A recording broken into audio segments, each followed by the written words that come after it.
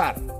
देश का सबसे पुराना न्यूज चैनल जी न्यूज, देश का सबसे भरोसेमंद न्यूज चैनल जी न्यूज और इसी जी न्यूज पर बहस के नंबर 1 शो ताल ठोक के में आपका स्वागत है। मैं हूं दीपक चौरसिया।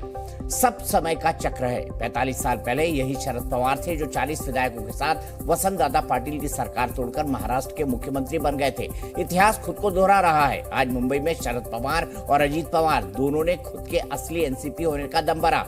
दोनों ने अलग अलग अधिवेशन बुलाए, अपनी ताकत दिखाई। हालांकि इस पावर शो में भतीजा भारी पड़ा। अजीत पवार के खेमे में 35 विधायक पहुंचे, वहीं शरद पवार के यहाँ सिर्फ 16 विधायक दिखे। इधर अजीत पवार ने अपने 35 विधायक बस में भरकर मुंबई के ताज होटल में शिफ्ट करा दिए हैं। उधर शरद पवार भाषण देते रहे कि मैं सत्ता का भूखा नहीं हूं, सत्ता तो आती जाती रहती है। उन्होंने पीएम मोदी और बीजेपी पर एनसीपी को तोड़वाने का आरोप लगाया। फिर यह भी कहा कि मैं हारा नहीं हूं, देखना फिर से पार्टी खड़ी करूंगा। लेकिन इससे पहले असली बम तो अजीत पवार ने फोड़े। ले देकर कहानी को उसी क्लाइमेक्स पर लाकर खड़ा कर दिया कि यह ड्रामा कहीं शरद पवार का ही तो नहीं है। अजीत पवार ने दावा किया कि उन्हें 2019 में फडणवीस के साथ डिप्टी सीएम की शपथ लेने को शरद पवार ने ही बोला था। ये भी कहा कि अगर मैं झूठ बोल रहा हूं तो पवार की औलाद नहीं हूं। हालांकि अजीत पवार ने भाषण की शुरुआत बड़े सम्मान से की। कहा कि पवार साहब मेरे गुरु हैं, पिता जैसे हैं, उन्हीं से सब सीखा है, जो कहा वो किया है। लेकिन फिर साफ भी कर दिया कि अब और नहीं। उन्होंने कांग्रेस का पिछलग्गू बनने और उद्धव ठाकरे को सीएम बनाने के पवार के फैसलों पर सवाल उठाए।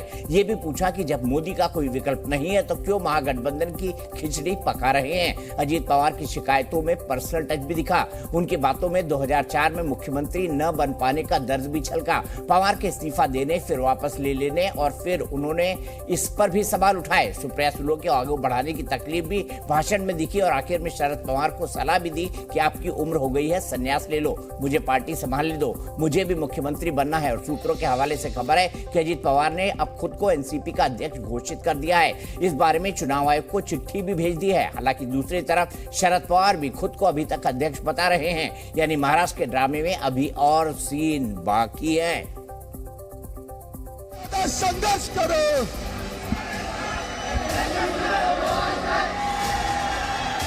निर्णय घेतलाय भाजप, शिवसेना, शिंदे आणि राष्ट्रवादी काँग्रेस पक्ष बहुमत प्रचंड आहे, बहुमत प्रचंड आहे। शरद पवार साहब तुम आगे बढ़ो। मी कधी महाराष्ट्राला खोटं बोलणार नाही।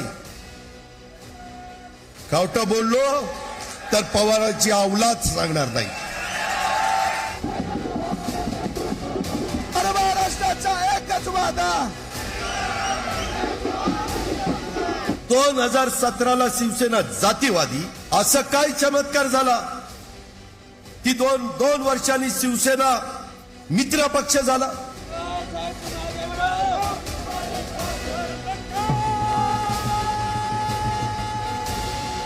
अजीत दादा संघर्ष करो, अजीत दादा संघर्ष करो। आई म्हणतात ना खाऊंगा ना खाने दूंगा, अब दिखाऊंगी कैसे तुमने खाया और कि आज के बाद तुमको महाराष्ट्र में खाने नहीं दूंगी। हा माझा महाराष्ट्र है, आपला महाराष्ट्र है।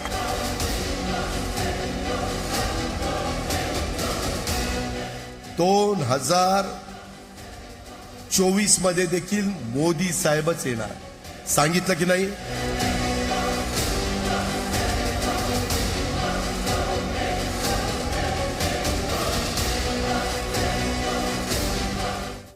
और सूत्रों के हवाले से महाराष्ट्र से इस वक्त की बहुत बड़ी खबर है। खबर ये कि अजीत पवार गुट ने शरद पवार को अध्यक्ष पद से हटा दिया है। अजीत पवार को एनसीपी का अध्यक्ष बनाया गया है। चुनाव आयोग को चिट्ठी भेज दी गई है। सूत्र कह रहे हैं कि कल शरद पवार की बैठक से पहले बड़ा ऐलान होगा। ये भी कहा है। क्या कहा है, क्या ऐलान और हो सकता है, जानने के लिए सीधे चलते हैं अश्विन के पास। अश्विन मेरे सहयोगी मेरे साथ जुड़ गए हैं। अश्विन, क्या और बड़ा ऐलान होने वाला है?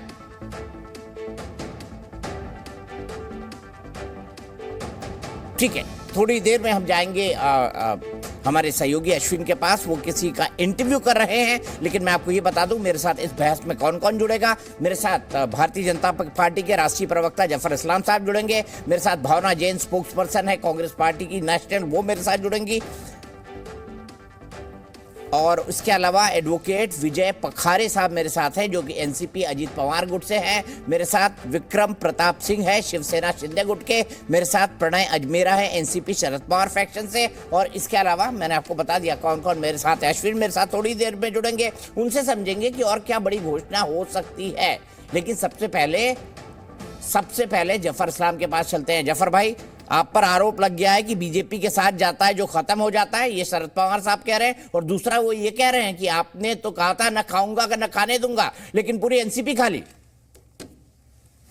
देखिए, आज शरद पवार जी जो भी कहते हैं वो वैसे ही है। जब हाथ से सब कुछ निकल गया तो रिएक्शन है इसका। सिर्फ किसियानी बिल्ली जो बोलता है ना, उसी तरह की बात है।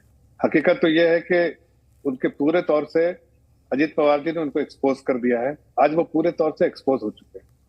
उनके जो चाल चलन सब जितने थे और जो उनकी स्ट्रेटेजी थी सब पूरे तरह से एक्सपोज हो गए। आज वो धरातल पे आ गए हैं।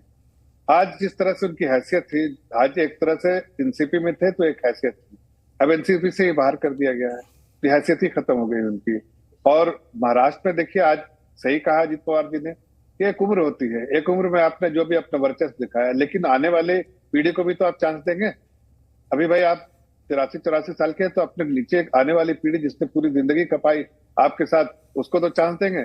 चांस नहीं देने की वजह से देखिए आज पूरे तौर से जो एमएलए भी उनके साथ हैं। अभी जो 15-17 जो रहे तो धीरे धीरे करके खिसकते हुए या शरद पवार जी अकेले रह जाएंगे सुप्रिया जी के साथ। लेकिन जफर भाई, एक बात जानना चाहता हूँ, बीजेपी चमत्कार करने में माहिर है।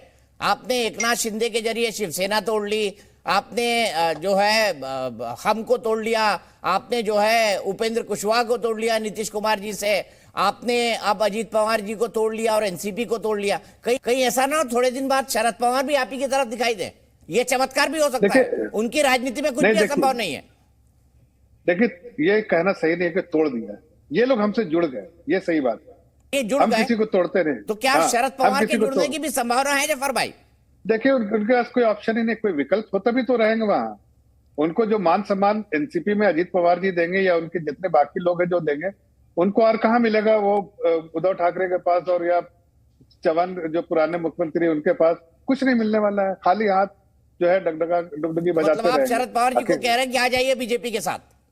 देखिए, उनके पास गुजारिश कर रहे हैं उनको? नहीं, मैं गुजारिश नहीं कर रहा। उनको हालात का सौदा करके उनको आना पड़ेगा अपनी पार्टी में। वो आज हम एनसीपी जुड़ी है हमसे, हमने कोई एनसीपी को तोड़ा नहीं। एनसीपी को तोड़ने वाला शरद पवार जी। शरद पवार जी की वजह से एनसीपी में आज जो भी थोड़ा सा कहीं ना जो भी उछाल आया है या ऊपर नीचे जो हो रहा है, वो सब शरद पवार जी की वजह से। उन्होंने लोगों को आशीर्वाद देके भेजा, फिर पीछे हट गए, ये गलत बात है। अगर आपने आशीर्वाद दिया तो पूरे तौर से आशीर्वाद दीजिए और जो काम के लिए गए उनके साथ खड़े रहिए। ये कौन सा तरीका है कि आपने आशीर्वाद दिया और पीछे ले लिया वापस? आप देखिए, वहां पर जो अब तक इंटरव्यू आया है, जितने इंटरव्यू है, चाहे अजीत पवार जी का हो, छगन भुजबल जी का हो, धनंजय पांडे जी मुंडे जी का हो, या फिर आपको प्रफुल्ल पटेल जी का हो, सबको अगर आप सुनिए तो एक ही बात कहेंगे वो लोग कि वो हमारे अध्यक्ष थे, उन्होंने हमको भेजा था, उनके आशीर्वाद से आए थे। आज उन्होंने यू टर्न लिया। मतलब आप देवेंद्र फडणवीस और अजीत पवार के शपथ की बात कर रहे हैं? जी, और वहां से आज जो उन्होंने स्टैंड लिया, शपथ लेने के बाद उन्होंने जो स्टैंड लिया, उससे आज वो खुद बाहर हो गए। तो आप देखिए कि उनका जो महाराष्ट्र के पॉलिटिक्स में एक जो स्टैंडिंग स्टेचर था, उसको धूमिल करने में, ध्वस्त करने में कोई और नहीं, उनका खुद का हाथ है। तो चलिए अब शरद पवार जी को बोल दीजिए आ जाइए सर, बीजेपी का फोल्ड बहुत बड़ा है, हम आपका भी तहे दिल से स्वागत करेंगे, अपनी पार्टी एनसीपी में ही आ जाइए। दीपक भाई, हमें भाजपा में नहीं उनको बुला रहे, उनको अपने जिस पार्टी को उन्होंने सींचा इतने सालों, उसी में वापस जाना है, अपने घर में वापस जाना है। वो घर के बाहर खड़े हैं, घर में वापस जाना उनको, और घर में वापस जाए। उनका स्वागत तो करने के लिए अजीत पवार जी और उनके जितने भी लीडर्स है वो करते ही, उनका मान सम्मान है, उन्होंने अपनी बातें कही। हाँ, लेकिन उनका दर्द भी जाहिर झलकेगा, इसलिए कि दर्द छलकना लाजमी है। उनकी नीतियों में कहीं ना कहीं ऐसा लगा कि उन्होंने अजीत पवार जी को दबा के रखा और सुप्रिया जी को आगे बढ़ाने की हर रणनीति कोशिश की। लेकिन जब जितने एमएलए है और जनता दोनों तो देख रही है कि जिस तरह का उन्होंने जिस तरह की कोशिश की, उससे सिर्फ जो पॉलिटिक्स जो है वो अपने परिवार को, परिवारवाद वाली पॉलिटिक्स को बढ़ाना चाहते हैं, तो जनता इसको अच्छा नहीं मानती है। इसलिए जनता और एमएलए, अजीत पवार भी उनके परिवार के सर, वो भी परिवारवादी नहीं, ऐसा नहीं। देखिए, एक अपना बच्चा, अजीत पवार अगर परिवारवाद होता तो अब तक उनको आगे बढ़ा देते। उन्होंने पूरी कोशिश की, आप पूरा डिटेल पढ़िए तो उन्होंने सबसे, अजीत पवार जी ने कहा ना आज कि सबसे यही बात बनवाई थी कि सुप्रिया को नेशनल प्रेसिडेंट बनाएंगे, सुप्रिया जी को। ये क्यों बनवाया था? अजीत पवार छोटे थे और कोई पार्टी में है नहीं, वर्किंग प्रेसिडेंट इसलिए बनाया। ये सब जितना पूरा अगर बैक टेस्टिंग करें तो ये पूरा सोच समझ के शरद पवार जी ने ये चाल चली थी। आज चाल कभी कभी होता है, कोई स्टंट करता है आदमी, उस पर कामयाब होता है। आज ये बैकफायर हो गए, पिछली बार कामयाब हो गए थे, इस बार बैकफायर हुआ और अब देखिए आज पूरे तौर से एक्सपोज हो गए। एक्सपोज होके अपनी पार्टी जिसको उन्होंने बनाया था, जिसके नेशनल प्रेसिडेंट थे, उस पार्टी से ही उनको हटा दिया गया है। ठीक है, मैं अब इसीलिए उनके पास टैगलाइन देखिए चला रहा हूं, कौन गद्दार और कौन हकदार, फैसला जनता ने करना है जफर भाई कि कौन गद्दार है और कौन हकदार। नहीं, देखिए गद्दार और हकदार की बात नहीं है, ये सब जिम्मेदार लोग होने चाहिए। लेकिन जो इनकी जो शरद पवार जी की जो परिवारवाद वाली जो सोच है, उसकी वजह से इन्होंने ऐसे फैसले किए जिससे इन्होंने पार्टी के हक में नहीं, परिवार के हक में फैसला किया। अजीत पवार ने प्रदेश के हित में और देश के हित में फैसला किया। यही फर्क है कि देश हित और प्रदेश हित या परिवार। बीजेपी के साथ आए वो देश हित, ये क्या बात हुई है जवाहर भाई? वो भी तो अपना हित देख रहे हैं अजीत पवार कि डिप्टी चीफ मिनिस्टर बन जाएंगे, अभी सड़क पे पैदल है। नहीं, उन्होंने ऐसा नहीं है। आज वो भी उनका एक स्ट्रेचर है। उन्होंने क्या कहा? उन्होंने कहा कि मुझे प्रदेश में का विकास करना है और विकास की राजनीति जिस तरह से आदरणीय प्रधानमंत्री जी कर रहे हैं, उस विकास की राजनीति में तेजी से अगर और बढ़ना है तो हमें साथ उनके जुड़ना पड़ेगा। हमें उनके साथ, हम ऐसे सक्सेस स्टोरी के साथ रहते हैं। इस सैड स्टोरी जो बिल्ड कर रहे हैं ना, सैडिस्टिक स्टोरी जो बिल्ड कर रहे हैं शरद पवार, और ऐसे जो फॉर्मेलिटी, जो यूनिटी नहीं है वह फॉर्मेलिटी है, जो अपोजिशन यूनिटी नहीं फॉर्मेलिटी है, उसको बढ़ावा देने की कोशिश करें, वो सब तो 3 दिन में खत्म हो जाएगा। लेकिन विकास तो आगे बढ़ेगा, उसके साथ जुड़ रहे हैं सक्सेस स्टोरी के साथ। मेरे सहयोगी अश्विन मेरे साथ जुड़ रहे हैं मुंबई से इस वक्त सीधे। मुंबई में अश्विन बताया जा रहा है कि अजीत पवार अब खुद एनसीपी के अध्यक्ष बन गए, शरद पवार को हटा दिया गया है, जल्दी कोई बड़ा ऐलान हो सकता है। अब और क्या ऐलान होना बाकी है और क्या सरप्राइजेस बाकी है?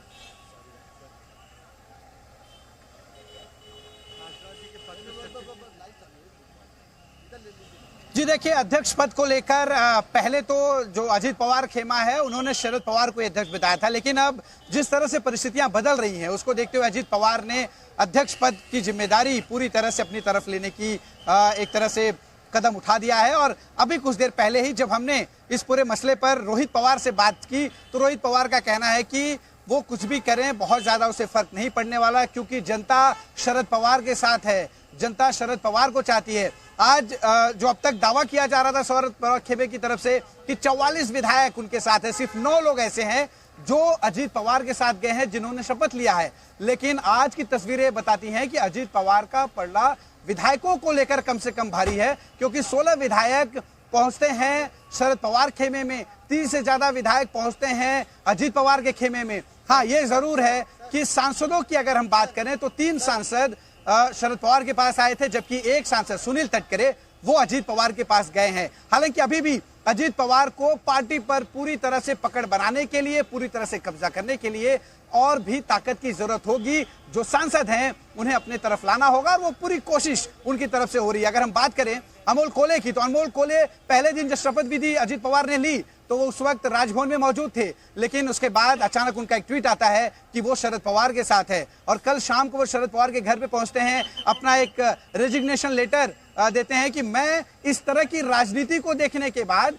इस्तीफा देना चाहता हूं। हालांकि उस पर बहुत ज्यादा फर्क नहीं पड़ता, क्योंकि ये एक तरह का हम स्टंट कह सकते हैं, क्योंकि अगर कोई सांसद इस्तीफा देगा तो वो स्पीकर को देगा, लेकिन यहाँ पर एक तरह से इच्छा जाहिर करने की कोशिश की गई। और आज अमोल कोल्हे यहाँ मौजूद थे, सुप्रिया सुले जो लोकसभा सांसद है वो मौजूद रहे, शिवराज पाटिल लोकसभा जो सांसद हैं वो मौजूद रहे, 2 राज्यसभा एमपी वंदना चौहान, इसके अलावा फौजिया खान वो यहाँ मौजूद रही, तीसरे राज्यसभा जो सांसद हैं वो खुद शरद पवार हैं वो यहाँ मौजूद रहे। तो राज्यसभा और लोकसभा की जो संख्या है वो अभी शरद पवार के खेमे में ज्यादा है, जबकि विधायकों की अगर हम बात करें, क्योंकि ये राष्ट्रीय पार्टी का जो तमगा है वो इस वक्त नेशनलिस्ट कांग्रेस पार्टी के पास नहीं है, तो ऐसे में विधायकों की जो संख्या है वो बहुत ज्यादा महत्वपूर्ण हो जाती है। लेकिन पूरी तरह से पार्टी पर कब्जा करने के लिए अजीत पवार को अभी और वक्त लग सकता है। और जिस तरह से हमने एक साल पहले की स्थिति देखी थी, एकनाथ शिंदे के साथ और उद्धव ठाकरे के साथ जो कुछ भी हुआ, तमाम कोशिशें उनकी तरफ से की गई और एकनाथ शिंदे के पास आखिरकार जो चुनाव चिन्ह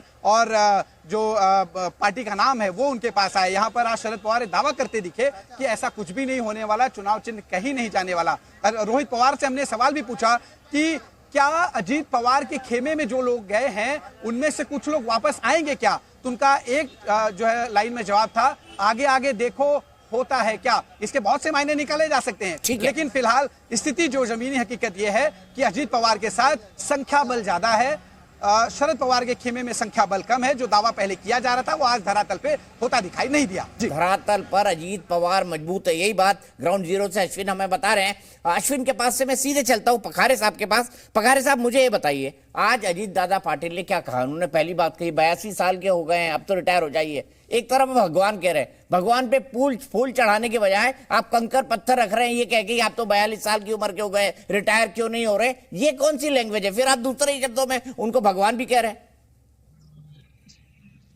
दीपक जी, मेरा नाम विजय पाखरे है। तो माफ कीजिएगा पाखरे, मुझे गलत स्पेलिंग मिला था, आपका माफ कीजिएगा। दीपक जी, राष्ट्रवादी कांग्रेस पार्टी का एक सामान्य कार्यकर्ता होने के नाते हमारे शरद चंद्र जी पवार साहब को एक हाथ जोड़कर विनती है कि उनका आशीर्वाद अजीत पवार साहब और हम सभी कार्यकर्ताओं को बना रहे, क्योंकि मेरे जैसा एक सामान्य कार्यकर्ता या महाराष्ट्र का कोई भी कार्यकर्ता ये नहीं चाहेगा कि हमारी पक्ष या हमारी पार्टी दो गुटों में बटी रहे। लेकिन हम या महाराष्ट्र के मेरे जैसे सारे कार्यकर्ता आज अजीत दादा पवार के साथ में है। और आप देख रहे हैं कि विधायकों की संख्या हमारे साथ कितनी है, उनके साथ कितनी है, और आने वाले समय में आप देखेंगे कि इसमें बढ़ोतरी होती जाएगी। हम चाहते हैं कि हमारे आदरणीय वंदनीय पवार साहब का आशीर्वाद हम सब पे बना रहे, क्योंकि अगर आपको महाराष्ट्र में काम करना है तो आपको सत्ता में रहना जरूरी है। सत्ता में रह के ही आप विधायकों को, महाराष्ट्र की जनता को न्याय दे सकते हैं। सत्ता के सिवाय आप उस तरीके का काम नहीं कर सकते जो आप करना चाहते हो। इसलिए हर पार्टी चाहेगी कि वो सत्ता में बनी रहे और अपने पक्ष को बढ़ाने का काम करते रहे। जी, तो उन्होंने जो कहा कि 82 साल के हो गए, अब रिटायर क्यों नहीं हो रहे हैं, ये तो मतलब बड़ा अजीब सा है ना। आप एक तरफ भगवान कह रहे हैं, दूसरी तरफ आप उनके ऊपर आरोप भी लगा रहे हैं। फिर ये भी कह रहे हैं कि भाई देवेंद्र फडणवीस के साथ शपथ लेने मुझे तो आपने ही भेजा था, आप क्यों पलट गए मुझे नहीं पता।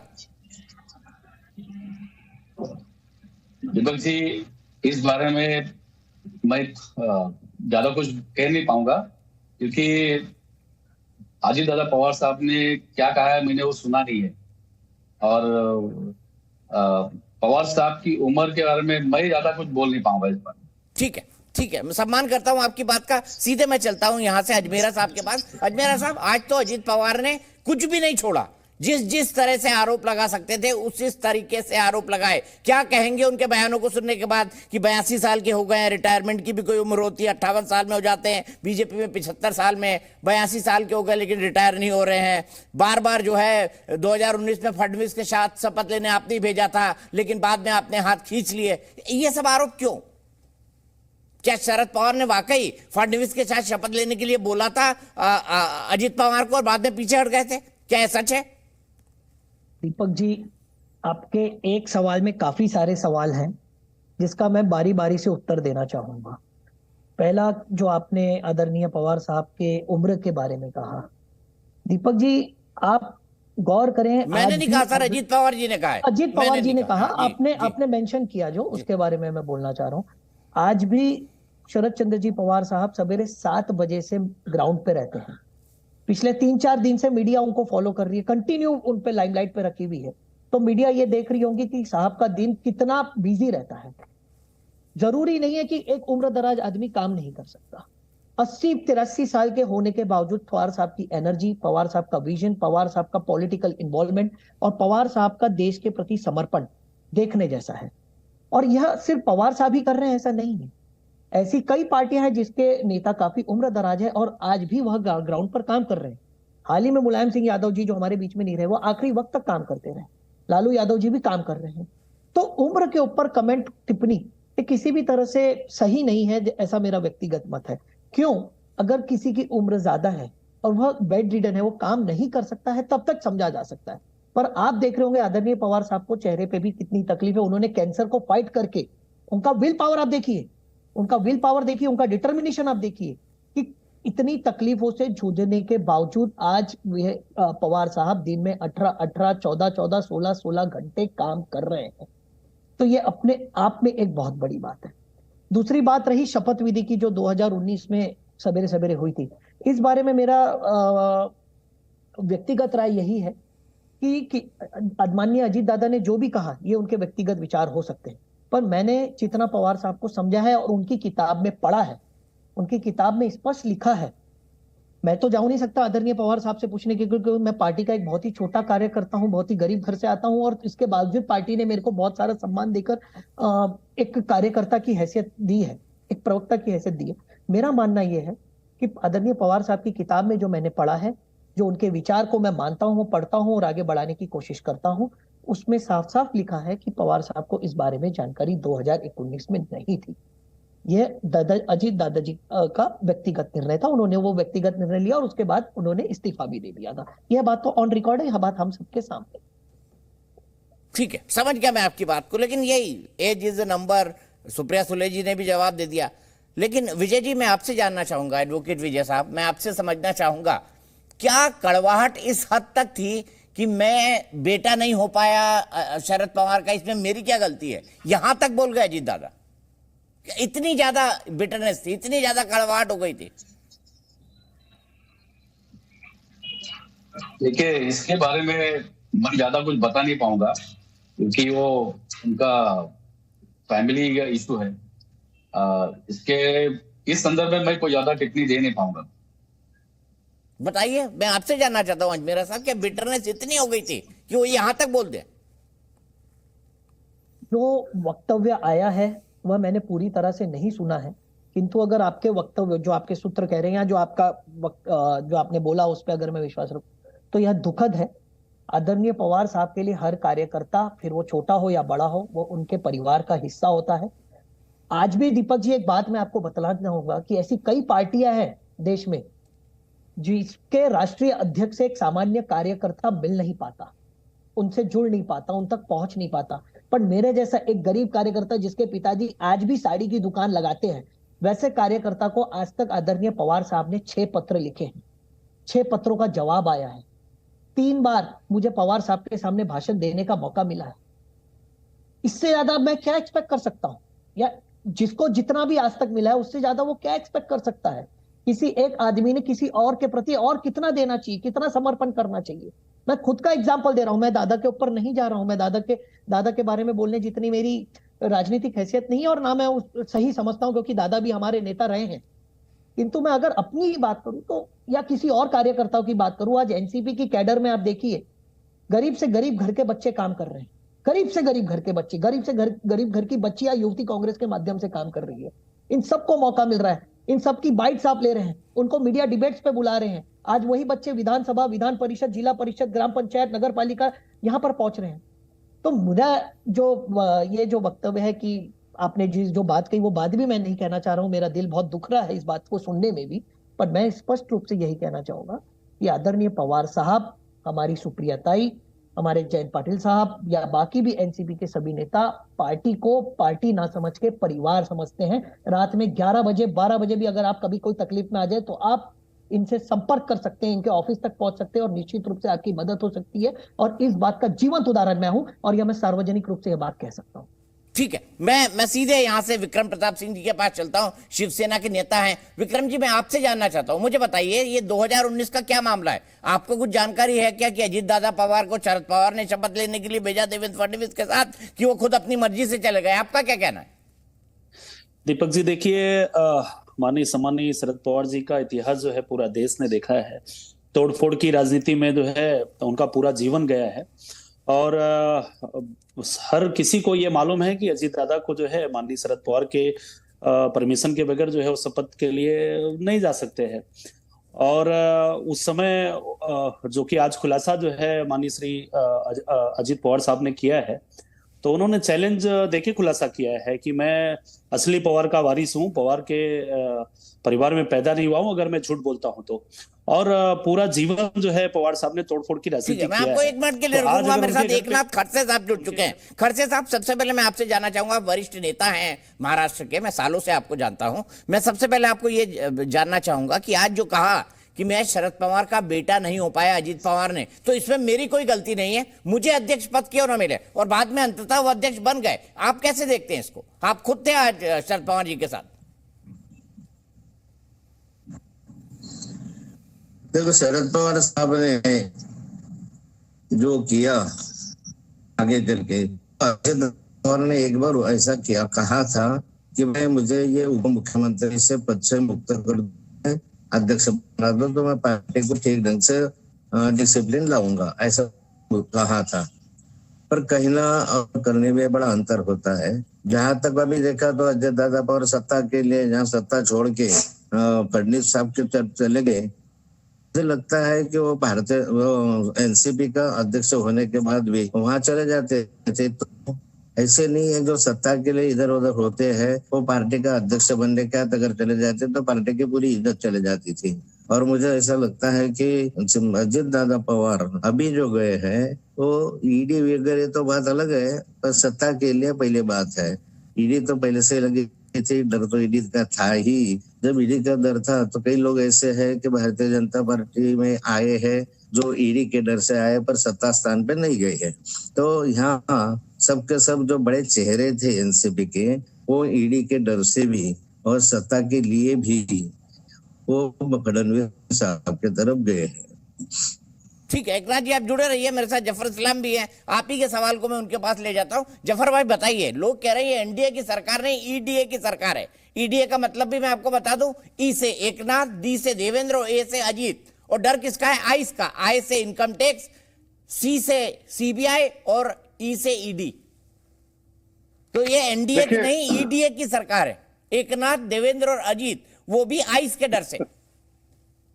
देखिए, हकीकत यह है दीपक भाई के जब कोई आदमी चोरी करता है तो उसको डरना चाहिए। अब अगर अजीत पवार जी शरद पवार जी के साथ है, उठते बैठते खाते पीते सब जगह साथ, तो सब कुछ नहीं है। लेकिन आज अगर चाह रहे तो सुप्रिया बहन कह रही है कि न खाने, कहां से खाया दिखाऊंगी, कहां से खाया। अरे भाई, अगर वाकई खाया था, दिखाने की बात थी तो दिखा देते, निकाल देते पॉकेट से, पार्टी से इन लोगों को बर्खास्त कर देते। तब मैं समझता कि आप पे लीडरशिप की क्वालिटी है, आप करप्शन के जो है खिलाफ काम कर रहे हैं। आपने ऐसा कुछ काम ही नहीं किया। आपके पार्टी में है तो वो सही है, दूसरे पार्टी में वो अपना, अगर वो सरकार में ज्वाइन कर लेता तो कल आपके लिए खराब हो जाता है। तो ये तो गलत है इसका। हाँ, आप अगर किसी पार्टी से आप बर्खास्त करते करप्शन के ग्राउंड में किसी को, और उसके बाद भारतीय जनता पार्टी लेती, तो आप कहते कि आप हमने इसको इस ग्राउंड पे बर्खास्त किया था। आपके घर में है तो ठीक है, वही चीज दूसरे घर में अपने या सरकार में चला जाए तो खराब है। ये गलत मानसिकता है। आप ये कोर्ट करेगा डिसाइड कि कौन है नहीं है। ईडी अपना काम करे, ईडी के कोई हस्तक्षेप नहीं है। ईडी अपना काम करे, इनकम टैक्स अपना काम करेंगे, सीबीआई अपना काम करेगी, जो और देश की एजेंसियां अपना काम करेंगे। इंडिपेंडेंट उनका अप्रोच है, उनको कोई हस्तक्षेप नहीं है। लेकिन अगर उसमें कल को किसी को भी अगर हो सकता है, जहां पर बैठे एकनाथ खड़से जी हो, मैं हूं, दीपक भाई आप हो, या चैनल पे बैठे कोई भी हो, सबके लिए ईडी बराबर है। वो किसी के उसके पास जब लीड आता है उसके बेसिस पे हो जाती है। अगर उसके पास कोई एविडेंस है तो जाती है। उस बातचीत करने के बाद, रेड करने के बाद या मिलने के बाद और ज्यादा संबंध करने के बाद और ज्यादा जानकारी लगती है। तो ये तो ईडी का एजेंसीज का काम है, उसमें हम कुछ नहीं कह सकते, टीका टिप्पणी नहीं कर सकते, इसलिए उनका ये है। लेकिन ये अपने बारे में बताया, अपने अंदरूनी मामले को, अभी जो कीचड़ जो फैला रहे बाहर में, डर्टी लिनन जो वॉश करने की कोशिश सुप्रिया जी कर रही है, उन्हें तो पहले करना चाहिए था अगर वाकई उसमें कोई सच्चाई होती तो। लेकिन आज जब चिड़िया चुग गई तो आप बोल रहे हैं कि ये ऐसा कैसे हुआ भाई, हम उसको दिखाएंगे। देखिए, ये सब खिसियानी बिल्ली वाली बात है, ऐसा नहीं होना चाहिए। जो आप आपके पार्टी में से निकाल किसी को दे और उसके बाद भारतीय जनता पार्टी या कोई पार्टी ले तो आपको कहने का अधिकार है। आपके घर में अगर वो है और नहीं निकाला, दूसरी पार्टी में सरकार में ज्वाइन किया, आपको कोई अधिकार नहीं मिलेगा। ठीक है, अब मुझे एक बताइए एकनाथ खड़से जी, मैं गलत तो नहीं हूं, आप देवेंद्र फडणवीस के सबसे बड़े आलोचकों में से एक रहे हैं? नहीं, ये बात तो सही है कि मैं आलोचक हूँ तत्व का, और मुझे ये मालूम है कि देवेंद्र फडणवीस साहब से साथ में कई सालों तक काम किया। हम लोगों ने बड़ी मेहनत के साथ पार्टी को भी बढ़ाया, और मुझे है कि 2014 तक मैं अपोजिशन लीडर था, उसके पहले मैं ग्रुप लीडर था, और हमने एक माहौल खड़ा किया था। माहौल खड़ा करने के कारण हमारे अकेले बीजेपी के अलायंस न होने के बाद 123 एमएलए हमारे चुन के आए थे, और उसके बाद में जो कुछ हुआ कि किसको डिसीजन करना है, किसको नहीं करना है, इसके बारे में लेकिन मैं आपसे एक बात जानना चाहता हूँ। अजीत दादा पवार कहते हैं कि मैंने तो शरद राव पवार के कहने पर ही देवेंद्र फडणवीस के साथ जाके डिप्टी सीएम की शपथ ली थी। क्या अजीत पवार बिना शरद पवार के कहे देवेंद्र फडणवीस के साथ शपथ ले सकते थे, या इसमें देवेंद्र फडणवीस का कोई खेद था? समझा दीजिए। ये बात में कुछ तथ्य है कि वो वहाँ माहौल उचित, वहाँ जो परिस्थिति थी वो अलग थी। देखो, उस समय ऐसा था कि किसी की भी सरकार महाराष्ट्र में नहीं थी। अगर सरकार नहीं थी, सरकार नहीं थी तो समय अगर अजीत दादा शपथ नहीं लेते थे तो यहाँ राष्ट्रपति राजवट लागू हो जाती थी, और राष्ट्रपति राजवट लगाना और दूसरी तरफ से बीजेपी की सरकार लाना। इसलिए ये जो शपथ विधि हुआ मॉर्निंग का, वो सक्सेस रहा। इसलिए सक्सेस रहा कि उसके बाद में जब अजीत दादा पवार वापस आ गए तो तीनों की मिलकर सरकार बन गई। अगर वहां या अजीत दादा नहीं जाते थे तो वहाँ के राष्ट्रपति राजवट है वो लग जाती थी, और यहाँ सरकार नहीं बनती थी, जहाँ बीजेपी की ही सरकार आगे चल के चलती थी या किसी के साथ अलायंस होकर चलती थी। ठीक है, अब मुझे मैं सीधे वापस विक्रम प्रताप सिंह जी के पास जाता हूँ और प्रणव अजमेरा जी के पास, क्योंकि सैयद जफर इस्लाम साहब ने भी बड़ी गंभीर बातें कही हैं शरद पवार जी के लिए। विक्रम प्रताप सिंह जी, आपने कहा था, क्या हुआ था उस दिन मॉर्निंग में 2019 को, जरा मुझे समझाइए, आपकी क्या जानकारी है? जफर भाई, उसके बाद मैं आपके पास आता हूँ प्रणव अजमेरा के पास जाने के बाद। दीपक जी, खड़से साहब ने पूरा खुलासा कर दिया कि इतना बड़ा जो साजिश हुआ था उस समय, जो है, जो कि महाराष्ट्र के लिए एक बहुत बड़ा शॉकिंग था। लेकिन वही मैं बोला कि माननीय शरद चंद्र पवार साहब बहुत बड़े लीडर इस देश के, जो है, लेकिन पूरी जिंदगी उन्होंने जो है तोड़फोड़ की राजनीति किया। तो आज अगर उनके घर में अगर तोड़फोड़ हुआ है तो उसको कहीं ना कहीं उनको बर्दाश्त करना चाहिए। और अजीत दादा अगर जो है आज एकनाथ शिंदे साहब के नेतृत्व वाली सरकार में अगर आके उप मुख्यमंत्री बने हैं तो कहीं ना कहीं उनको भी दिखता होगा कि महाराष्ट्र का हित कहाँ पे है। और राष्ट्रवाद के अगर राष्ट्रवादी पार्टी उनका नाम जरूर था, लेकिन राष्ट्रवाद के पथ पे अगर वो कल आए हैं तो उनका स्वागत हम लोग ने करना चाहिए, और राष्ट्रवाद के मार्ग पे थोड़ा दिन चलने का उनको आशीर्वाद देना चाहिए पवार साहब को। तो और खड़से साहब ने खुलासा किया कि वो जो शपथ विधि सुबह सुबह हुआ था वो माननीय पवार साहब के हिसाब से हुआ था। और इतना बड़ा तोड़फोड़ की राजनीति करने वाले व्यक्ति के घर पे आज अगर तोड़फोड़ हुआ है तो थोड़ा सा उसको बर्दाश्त करने का धैर्यता भी दिखाना चाहिए पवार साहब को। बर्दाश्त करने की धैर्यता। अब प्रणय मेरा साहब, मुझे बताइए, शरद पवार जी पर यही आरोप तो लगते हैं कि वो तोड़ फोड़ की राजनीति करते हैं, इधर उधर की राजनीति करते हैं, इसकी टोपी उसके सर। सबसे पहले उन्होंने वसंतदादा पाटिल की सरकार हटवा दी, इसी तरह उन्होंने 38-40 विधायक लेकर गए थे, खुद 38 साल की उम्र में मुख्यमंत्री बन गए। अब मुझे बताइए, जब उनके ही साथ ये हो रहा है तो उनको भी थोड़ा धीरज और संयम रखना चाहिए ना, जो विक्रम प्रताप सिंह जी कह रहे हैं। दीपक जी, विक्रम जी की बात जो है उससे मैं इत्तेफाक नहीं रखता। उसके पीछे कारण ये है कि दीपक जी धैर्य 83 साल के हमारे नेता हैं, और इससे ज्यादा धैर्य कोई क्या रख सकता है। संडे को जब ये जो भी बात हुई, राज्य की राजनीति में उल्टा पलटी हुई, तब से अभी तक के सबसे ज्यादा धैर्य अगर पूरी राजनीतिक पर्यवेक्षता में किसी ने दिखाया तो वो आदरणीय पवार साहब ही है। हम युवा तो थोड़े से जोश में आकर कुछ अलग बोल बैठते हैं, कुछ गलत बोल बैठते हैं, कुछ गलत कर बैठते हैं, या कुछ ऐसी बातें कर जाते हैं जो अपेक्षित नहीं है एक अच्छी राजनीति में।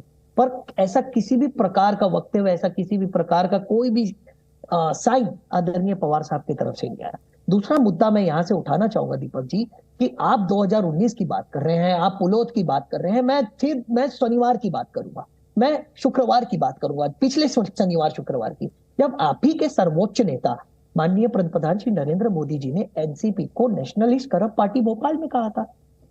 आज जिन्हें उप मुख्यमंत्री बनाया गया उसके 70,000 करोड़ के घोटाले, तथाकथित घोटाले, हम तो नहीं मानते कि ऐसा कोई घोटाला है, तथाकथित घोटाले को पवार आदरणीय मोदी जी ने सबके सामने रखने की बात कही थी। मेरा प्रश्न सीधा भाजपा के तो नेता कह रहे ना भाई जांच होगी, अगर अजीत पवार दोषी होंगे तो अंदर जाएंगे, नहीं है तो सरकार में रहेंगे, तो कह रहे ना बीजेपी वाले। यही सवाल तो मैंने भी पूछा था। दीपक जी, आप तो दिन भर टीवी पर रहते हैं, दिन भर आप न्यूज की दुनिया से जुड़े हुए रहते हैं। आप मुझे बतलावे, एक ऐसा नेता बतावे जिसके ऊपर ईडी की जांच शुरू थी और बीजेपी में जाने के बाद उसके ऊपर कोई कार्रवाई की गई हो। आप मुझे बता दीजिए, मैं सार्वजनिक रूप से अपना वक्तव्य वापस ले लूंगा। बीजेपी को मैं तो इन्हीं से पूछ रहा था ना जफर इस्लाम साहब से। जफर इस्लाम साहब, आपके तरफ जितने भी नेता आते हैं ना, वो लोग कहते हैं कि वॉशिंग मशीन में धुल जाते हैं, और यही सवाल मैं भावना जी से भी लूंगा। वॉशिंग मशीन में धुल गए अजीत पवार, क्योंकि अब वो 70,000 नेशनलिस्ट करप्ट पार्टी नहीं है, 70,000 के घोटाले के कथित आरोपी वो भी नहीं है, सुनील तटकरे भी नहीं है, हसन मुशर्रफ भी नहीं है, और अदिति तटकरे तो महिला और बाल विकास मंत्री बन गई। ऐसा सुना मैंने, यही पोर्टफोलियो मिलेगा। एक नाम जफर इस्लाम जी बता दे जिसका बीजेपी पे जाने के बाद जिसके ऊपर कार्रवाई की गई हो, और मैं अभी यहाँ से ये डिबेट छोड़कर जाने के लिए आप ही माफी मांगने के लिए तैयार हूँ। एक माफी मांगने के लिए तैयार है, एक नाम बताइए जो बीजेपी में आया और जिसके खिलाफ कार्रवाई हुई हो, ईडी की, सीबीआई की या आईटी की। देखिए दीपक जी, आपकी जानकारी के लिए बता रहा हूं, आपने नाम सुना होगा, वैसे बहुत अनेक एग्जाम्पल है मुकुल रॉय का। मुकुल रॉय बीजेपी ज्वाइन किए थे टीएमसी से, उनको सीबीआई में कितने बार समन किया गया, जब सीबीआई में थे, जब बीजेपी में थे कितनी बार समन किया गया, आज भी उनका सीबीआई में केस चल रहा है। ऐसे अनेक नेता हैं जिनको पार्टी हो, किसी पार्टी में हो, वो इंडिपेंडेंट एजेंसी है, उसका पार्टी से कोई लेना देना नहीं है, वो परसू कर रही केस, और जजमेंट जो है वो हमारे हाथ में नहीं। ये जो जजमेंट है बेस्ड ऑन, ये जजमेंट जो है वो कोर्ट सुनाएगा, कोई पार्टी सुनाती है, सरकार सुनाती है जजमेंट। अरे भाई कोर्ट में जो आएगा, कोर्ट में ईडी को रखना है, सीबीआई को रखना है, कोर्ट क्या फैसला लेती है उसके बारे में ना आप उस पर कुछ बोल सकते, ना मैं टीका टिप्पणी कर सकता हूँ।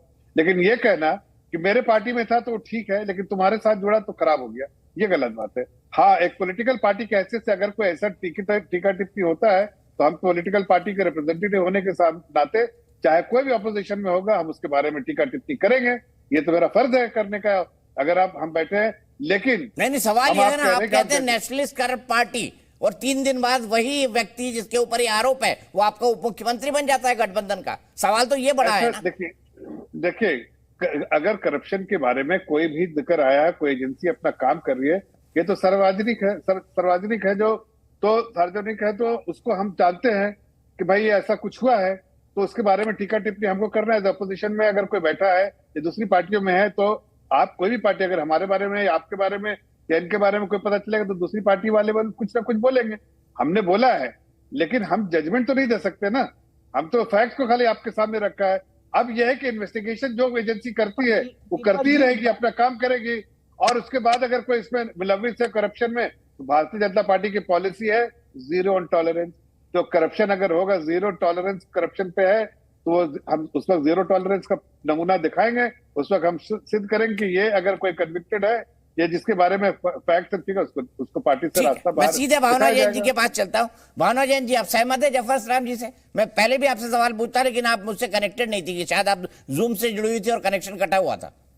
जी, जफर इस्लाम साहब की बात का मैं से बिल्कुल सहमत नहीं हूँ। देश में देखा जाए तो सबसे करप्ट सरकार अगर कहीं कोई है, तो अभी आपने पिछले चुनावों में देखा कि 40% की कमीशन लेने वाली सरकार थी कर्नाटक सरकार, जिसको जनता ने खदेड़ दिया। वो देश में सबसे ज्यादा करप्ट सरकार, अगर भ्रष्टाचारी कोई सरकार थी तो भाजपा की सरकार थी। तो कहाँ थी इनकी जीरो टॉलरेंस पॉलिसी जब वो भ्रष्टाचार चल रहे थे वहां पर कर्नाटक में?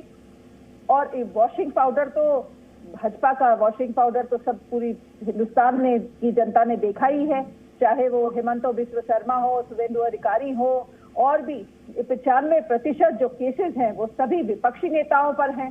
सारी रेड अगर किसी पर पड़ती है तो विपक्षी नेताओं पर ही पड़ती है।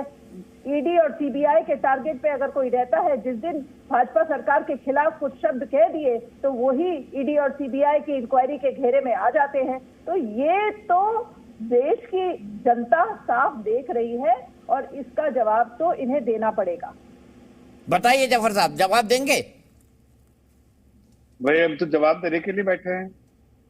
हमने बार बार कहा, इनको समझ में नहीं आ रहा कि जो 2G स्कैम वाले जिनके बारे में कहा जाता था party of scams and scamsters, हम नहीं कह रहे हैं। पुरानी 2013 की रिपोर्ट उठा के देखिए, government of fraud and fraudsters, हम नहीं कह रहे हैं, ये तो उस वक्त पूरी दुनिया कहती थी। अब भावना जैन जी भूल गई अपनी बातें तो अलग बात है, लेकिन जितने भी क्राइम हुए हैं, जितने भी करप्शन हुए हैं, जितने भी फ्रॉड्स हुए हैं, जितने भी स्कैम्स हुए हैं, तो आपकी सरकार में हुआ। एक भी स्कैम का नाम लीजिए जो हमारे सरकार में हुआ, एक भी स्कैम बताइए। मैं तो आपको बड़ी लिस्ट दे दूं, 12 से 20-25 लाख करोड़ का स्कैम किया आप लोगों ने। आपके तो बोला जाता था government of scams and scamster Bhavna Jain ji और party of fraud and fraudsters, ऐसा बोलते थे। देखिए आपको याद होगा ना, 2013 में बहुत सारी रिपोर्ट है, फ्रंट पेज पे आता था फ्रॉड्स, कितने स्कैम किया आप लोग, भूल गए क्या? एक भी बताइए हमने कोई स्कैम किया है? भाई अगर किसी चीज के बारे में आप बात करें, कोई आदमी हमारे पार्टी में ज्वाइन किया तो आप अपनी पार्टी से उनको, हेमंता जी को क्यों नहीं निकाला? निकाल के फेंक देते उनको, उसके बाद हम लेते तो बताते आप। आपके घर में है तो ठीक है, दूसरी पार्टी ज्वाइन कर लिया तो खराब है। ये कैसे करेंगे भाई आप? कौन अधिकार दिया आपको ऐसा बोलने का? किसी आदमी के बारे में आप अच्छा बोलेंगे, आपके साथ है, बाहर गया तो ये तो आपका दोहरा मापदंड है। भाई आप साथ रहिए, निकाल दीजिए पार्टी से। मैं आज भी कहता हूँ आपके यहाँ बहुत सारे फ्रॉड्स है, बहुत सारे करप्ट लोग हैं, निकालेगी सरकार से, मैं लिस्ट भेजता हूँ, निकालेंगे पार्टी से। उनके बारे में मैं कह सकता हूँ कि उनको हम नहीं लेंगे। जिनको आप निकालेंगे उनको मैं क्लियरली बोल रहा हूँ नहीं लूंगा। हमारी पार्टी कभी नहीं टच करेगी अगर आप करप्शन के बेसिस पे आप उनको निकालेंगे। मैं लिस्ट दूं आपको, आपके पार्टी के बारे में कितने लोगों का, निकाल के दिखाइए आप, उनको बाहर का रास्ता दीजिए। जो भी चैनल बैठे हो अपने पार्टी के सीनियर लीडर से बोले, पार्टी के अध्यक्ष से बोले कि इनको निकाला जाए, ये पार्टी का रास्ता बाहर रखकर रास्ता दिखाया जाए, इसलिए कि इन पे तो करप्शन के चार्ज चल रहे हैं और बेल पे हैं आपके पार्टी के मुखिया। आपको पता है, आपको पता है भावना जैन जी, उनको निकालेंगे पार्टी से क्या? निकाल दीजिए, हम नहीं लेंगे, वादा करते हैं। राहुल गांधी जी को नहीं लेंगे, सोनिया गांधी जी को नहीं लेंगे और किसी को भी नहीं लेंगे, निकाल दीजिए। जवाब दीजिए भावना जी। हमने तो कभी किसी के ऊपर उंगली उठाई नहीं, वही तो हम कह रहे हैं। बात तो यही बात है कि हम तो 95% विपक्षी नेताओं पर केसेस चल रहे हैं। ईडी सीबीआई की इंक्वायरी विपक्षी नेताओं के साथ ही हो रही है। हमने नहीं कहा कि वो खराब है, आप ही कहते हैं। फडणवीस ने कहा था कि चक्की पीसिंग, ये शब्द हमारी पार्टी के नहीं है, आपकी पार्टी के नेताओं के ये शब्द रहे हैं। और वही लोग आज आपके लिए भ्रष्टाचार से बिल्कुल साफ सुथरे चमकदार होकर आज आपकी पार्टी के सदस्य बन गए हैं। आपकी मैं बोल रहा हूँ निकालेंगे आप, मैं लिस्ट दूं भावना जैन जी, आप निकालेंगे पार्टी जिसके करप्शन चार्जेस है। यही कह रही हूँ, नहीं निकालेंगे, पहले पूछ रहे निकालेंगे। मैं आपसे वादा करता हूँ, मैं आपसे वादा करता हूँ कि वो लोग नहीं, भारतीय जनता पार्टी में कभी नहीं लिए जाएंगे और पार्टी चैनल में बैठे हुए बाकी पार्टी। लेकिन आप उसके बारे में टीका टिप्पणी नहीं कर सकते। जिनको आप अपने घर में रखा, मान सम्मान दिया, दूसरी पार्टी में चले गए तो आपके लिए करप्ट हो गए। ये गलत बात है आपकी, दोहरा मापदंड है। हमने उनको पहले भी करप्ट नहीं कहा था, आपने करप्ट कहा था और वही करप्ट हमने कहा। ठीक है, हमने जिनको भी कहा। अब तो आप कह रही जैसे वैसे हम भी आज अपोजिशन में नहीं, आप अपोजिशन में तो बोल रही हैं उनके बारे में। कल को दूसरी पार्टियों में तो मैं भी बोल रहा था। ये राजनीति है, ये राजनीति है। जो इन्फॉर्मेशन पब्लिक है, उस पब्लिक इन्फॉर्मेशन को हम दोहराते हैं। लेकिन आज जिस तरह से आप दोहरा रहे, तो आप दूसरे को आप प्रीच मत कीजिए। वही कर रही है जो आप खुद वही कर रही हैं और दूसरे को प्रीच करने की कोशिश कर रही है। अरे भाई आप निकालिए, मैं लिस्ट देता हूँ, निकाल दीजिए उन लोगों को जिन पे केस चल रहे हैं। मैं उनको कुछ नहीं बोलूंगा, वो कोई पार्टी में नहीं आएंगे हमारे। एक बार करके तो दिखाइए कि ये सारे लोग बाहर हैं। मत लीजिए ना, जिनके बारे में आप ये कहते हैं कि वो करप्ट हैं और आप जीरो टॉलरेंस की बात करते हैं, फिर दूसरे ही दिन आप उनको एक्सेप्ट कर लेते हैं। तो आप उनको सर्टिफिकेट दे दिए ना, करप्शन का, करप्ट का सर्टिफिकेट दे दीजिए। नहीं, जब आपके पार्टी में है तब करप्ट का सर्टिफिकेट दे दीजिए। आपसे वादा करता हूं कि नहीं लिया जाएगा उनको, किसी तरह भी नहीं। हमारी सरकार, पार्टी कहीं दूर दूर तक उनसे कोई नाता नहीं। आपको सर्टिफिकेट देना पड़ेगा, आप सर्टिफिकेट रखिएगा अपने पास झूठे सफर और झूठे सर्टिफिकेट बाद में दीजिएगा, उसका कोई वैल्यू नहीं है। इसमें समझ में आता है कि आप सत्ता में रहना चाहती हैं, इस तरह की बात करते हैं, या सत्ता की लालच में इस तरह की बात करते हैं, मैं आगे या चलता फिर आपको किसी और आपके या फिर आपको किसी नहीं मर्यादा नहीं है राजनीति में जिस तरह की मर्यादा रखनी चाहिए, नहीं राजनीति में जिस तरह की मर्यादा रखनी चाहिए लोगों के लिए नहीं है। अरे भाई आप अपने पार्टी में रख के लोगों को आप बड़ा बड़ा बना रही हैं, और वो चले जाए तो आपके वो चोर हो जाते हैं। मैं तो कह रहा हूं मैं चोरों की फिर देते हो, जो हमारे नजरों में चोर है आप निकालेंगे तो बताइए, मैं दे देता हूं आपको। क्यों आप डर रही हैं? मैं दे देता हूँ लिस्ट, और उनके पास केस है, नहीं है। मैं तो कोई बेल पे भी है। अरे कोई बेल पे जेल जाने से थोड़ा दूर नजदीक। आप तो विपक्षी पार्टियों को तोड़ने भावना जैन जी हमें उन लोगों को नहीं भावना जी आप गलत बोल रहे का काम जो है वो भाजपा सीबीआई और हमें कोई, अरे भाई भाजपा पॉलिटिकल पार्टी है, पॉलिटिकल पार्टी, हम क्या को डराएंगे, क्यों धमकाएंगे? सीबीआई को क्यों इस्तेमाल किया जा रहा है? वो तो उसके बारे में supreme court case parrot supreme court आपके लिए बोला था कि हमारे लिए बोला था? विपक्षी पार्टियों पे क्यों लगा रहे हैं? अच्छा मैं आगे बढ़ता हूँ, अब दोनों ने काफी बात कर ली इस मुद्दे पर, बहुत बात हो चुकी है। मैं सीधे प्रणय अजमेरा साहब के पास चलता हूँ। प्रणय अजमेरा जी, मुझे एक सवाल का जवाब दीजिए। जफर इस्लाम कह रहे हैं कि अगर शरद पवार जी को अपनी राजनीतिक कद, हैसियत और बाकी सबको बना के रखना है तो चुपचाप से जाके अजीत पवार के साथ शामिल हो जाएं। क्या ऐसा होगा? ये बीजेपी के प्रवक्ता जफर इस्लाम का कहना है। देखिए, जफर इस्लाम जी क्या बात करते हैं उसको हम बिल्कुल महत्वहीन समझते हैं। ऐसी बात पे किसी भी प्रकार की तवज्जो देना अपना समय और दिमाग खराब करने जैसा है। पवार साहब सर्वोच्च नेता है, पवार साहब पार्टी के अध्यक्ष हैं। पवार साहब के पास नेता आते हैं कि हमें अपने पास रखिए, हमें अपने पक्ष में ले लीजिए। देखिए मैं बीच में टिकट नहीं करता था।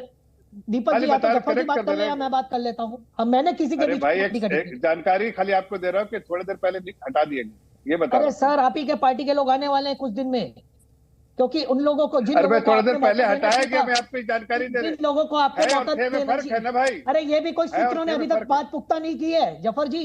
तथ्यों को पढ़िए। ये सूत्र इसी चैनल पे दिखाया जा रहा है। अरे भाई मैंने अभी ब्रेकिंग न्यूज चलाई कि अजीत पवार ने शरद पवार की जगह खुद को पार्टी अध्यक्ष बना लिया है और और अध्यक्ष पद से शरद पवार को हटा दिया है। इलेक्शन कमीशन में भी इसकी जानकारी दे दी गई। औपचारिक अभी तक फाइनल नहीं है, कौन फाइनल करेगा? सूत्रों की जानकारी है जिन्होंने किया उन्होंने इलेक्शन कमीशन। बात रही जफर जी की, जफर भाईजान आप जैसा कह रहे हैं कि साहब ने ऐसा करना चाहिए वैसा करना चाहिए। हमारी पार्टी के वह सर्वोच्च नेता हैं, आपकी पार्टी के नेता उनसे मार्गदर्शन लेते हैं, आपकी पार्टी के नेता उनसे सोचते हैं, समझते हैं, विचारते हैं कि कभी अगर किसी मुसीबत में फंस जाए तो किस प्रकार से करना है। तो हमें नहीं लगता कि आपकी एक छोटी सी राय की हमें किसी भी प्रकार की जरूरत है। हमारे पार्टी हमारा परिवार है, हम मजबूती से खड़े हैं और वक्त आने पर जो सही निर्णय लेना होगा वो हमारे साहब लेंगे। हमारी छाता लेके खड़े रहिए, बारिश हो रहा है भाई, इतना तो समझो पढ़ना भाई। छाता लिए बारिश हो रहा, पानी भीग रहे हो, क्यों ऐसा कर रहे हो?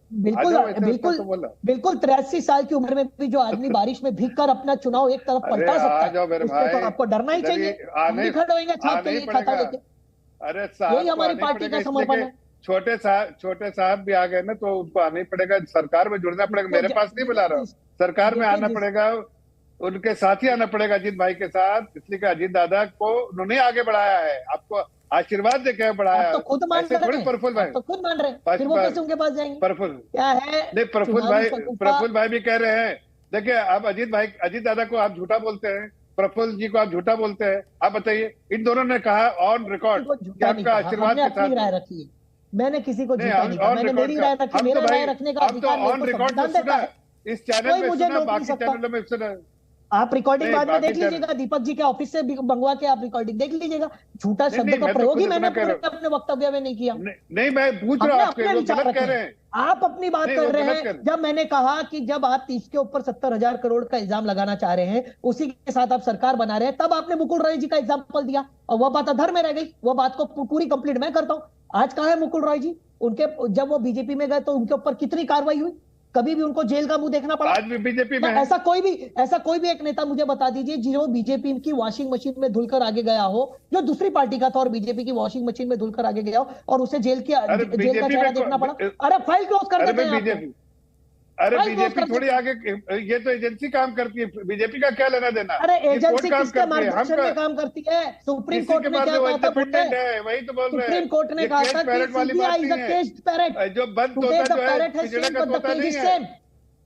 नहीं, पिजड़े का तोता नहीं, तो जफर जी, मैंने नहीं कहा ये, ऑब्जर्वेशन। सुप्रीम कोर्ट ने कहा है, सीबीआई के लिए कहा था, सुप्रीम कोर्ट ने- पोपट बदल गया है, सुप्रीम अब कोर्ट ईडी आ ने गया कहा है। था कि नहीं, सुप्रीम कोर्ट के लिए कांग्रेस की सरकार में जहां शरद पवार जी भी मंत्री थे, उस वक्त कहा गया डिफेंस मिनिस्टर थे केज पूरा पैरेट। जजमेंट पढ़िए। फिर जफर इस्लाम जी की एक आदत है कि वो आधी बात सुनते हैं या आधी बात में ही अपनी राय बना लेते हैं। सुप्रीम कोर्ट का निर्णय राय था में- कि the agencies have became cage parrot of the governments anywhere operating.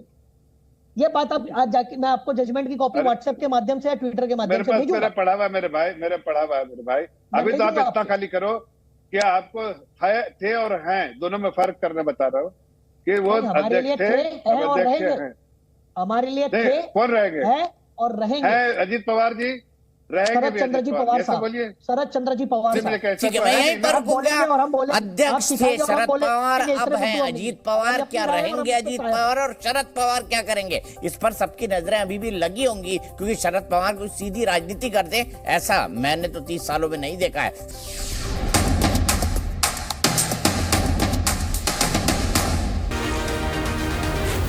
Ji